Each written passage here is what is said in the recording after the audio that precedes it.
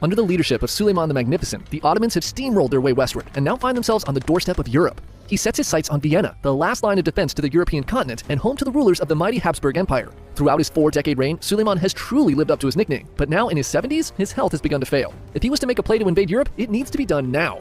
So on April 29, 1566, he assembles his army and begins his final march towards Vienna. But on his way there, his troops run up on this small fortress called Sigitvar that refuses to surrender. The fortress is commanded by a man who'd been a constant thorn in his side, the Croatian Count Nikola Zrinski. Now by this time, Zrinski and Suleiman were very familiar with each other. Zrinski had played a key role in defending Vienna when the Ottomans first attacked in 1529 and had been a part of many successful defenses against Suleiman's forces. As a faithful Christian, he hated the Ottomans and had devoted his life to guarding Europe from their rule. Knowing that Zrinski was stationed at this fortress, Suleiman orders his men to stop and set up camp. They'll take Sigitvar in a few days and crush this annoying pest once and for all before marching on Vienna. So on August 1st, Zrinski looks out at this mass of Ottoman soldiers piling up across the moat of his fortress, and he knows things are going to get bad real quick. He has with him just 2,300 Croatian and Hungarian defenders. Even if he were to send for reinforcements, they would still be no match for such an enormous army. More likely than not, his fate is sealed. But perhaps not the fate of Vienna and the Habsburgs. While he may not survive the upcoming siege, there's a chance he can stop Suleiman here and ensure he never reaches Vienna.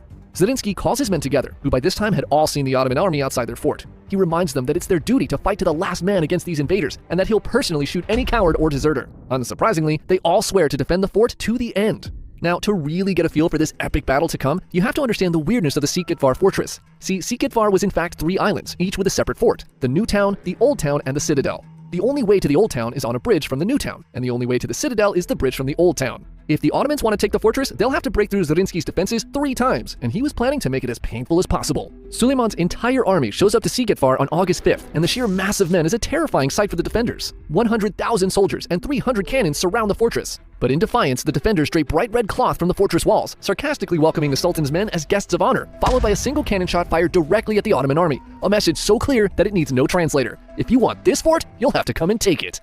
The Ottoman siege begins on August 6th, and their cannons quickly rip apart the New Town. Against all odds, Zrinski's defenders are able to return fire and successfully stop the first assault, inflicting heavy casualties on the Ottoman attackers. But this victory is short-lived, and a large part of the New Town walls crumbles on August 9th, forcing Nikola's troops to retreat across the bridge into the Old Town.